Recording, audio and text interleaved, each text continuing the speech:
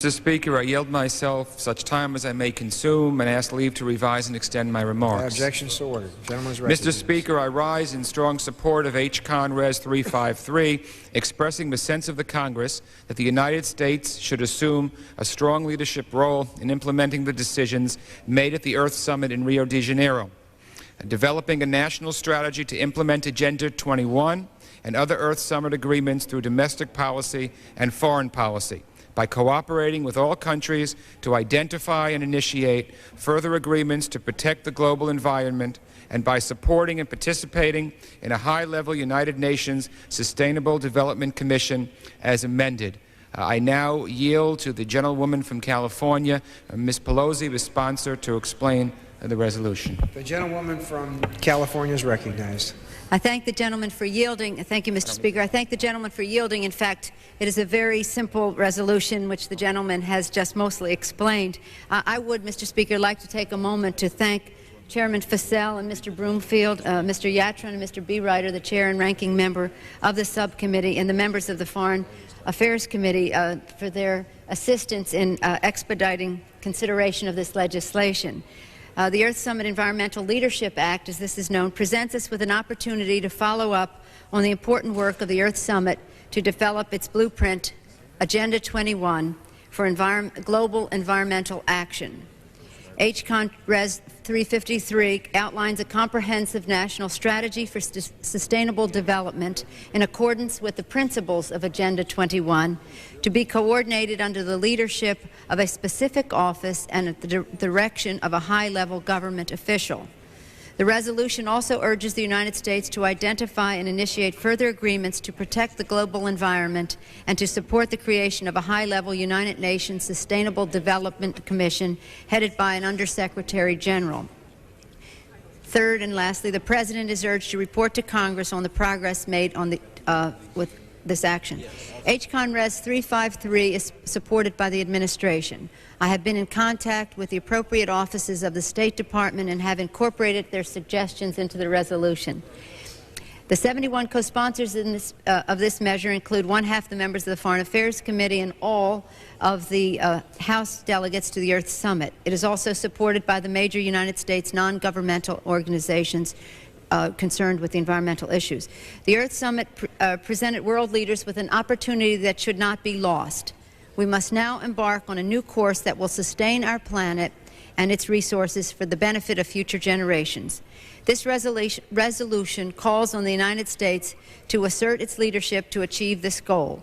I urge my colleagues to support this resolution. Thanks again to the members of the Foreign Affairs Committee for their recognition of the importance and timeliness of this resolution. We must make the promise of Rio a reality. Thank you, Mr. Speaker. The gentlewoman's time has expired. The gentleman from Michigan. Mr. Speaker, I yield myself such time as I need, and I ask permission to revise and extend my remarks. Objection to order. The gentleman is recognized. Mr. Speaker, I do support this resolution, which expresses the sense of Congress with respect to implementing the decisions of the recent United Nations Conference on Environment and Development. And I do want to express and commend the gentlelady from California, Mrs. Pelosi, for her sponsorship of this important resolution. Mr. Speaker, despite all of the criticism of the administration policy toward the Earth Summit, the fact is that the United States government made a very constructive contribution in Rio and in the talks that led to the meeting in Rio. Largely as a result of the conference, they adopted 4 major items: the Rio Declaration on Environment and Development, the lengthy action plan referred to as Agenda 21, the United Nations Framework Convention on Climate Change, and the non-binding but authoritative principles for the management and conservation of forest resources. In addition, the conference adopted the UN Biodiversity Convention, which the administration decided not to join at this time. And this was due to concerns about intellectual property and also the decision-making and funding mechanism. The administration has already made a good beginning in implementing the results of the conference. And during the talks on climate, the administration pledged $75 million for related projects in developing countries, including the development of national plans.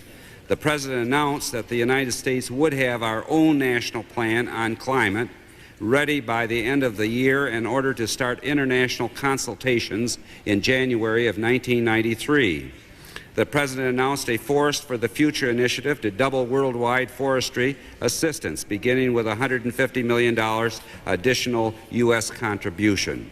The administration is preparing for consideration by the UN General Assembly of establishment of the Sustainable Development Commission called for in Rio, and is working on an interagency basis to formulate further plans to implement the other recommendations of the conference.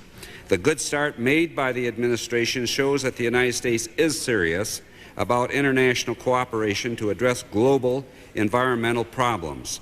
The resolution before us calls for similar measures to implement the recommendation of Rio Conference. The State Department does support the provisions of this resolution, which are fully consistent with U.S. policy toward implementing the results of the Earth Summit. Mrs. Pelosi should be further commended for her cooperative attitude on the issues that were raised by the Department at an early stage in the consideration of this resolution.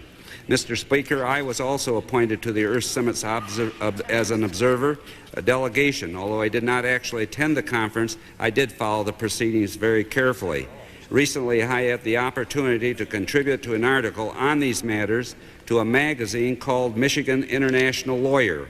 I request that this summary of my views be inserted in the record at the conclusion of my remarks, and I yield back the balance of my time. Objection, so ordered. The gentleman yields back his time. Gentleman from New York. Mr. Speaker, I have no further requests for time and yield back the balance of my time and ask unanimous consent that all members be given 5 legislative days in which to revise and extend their remarks. Without objection, so ordered. The gentleman yields back his time, and all time has expired. And the question is, will the House suspend the rules and agree to House Concurrent Resolution 353 as amended?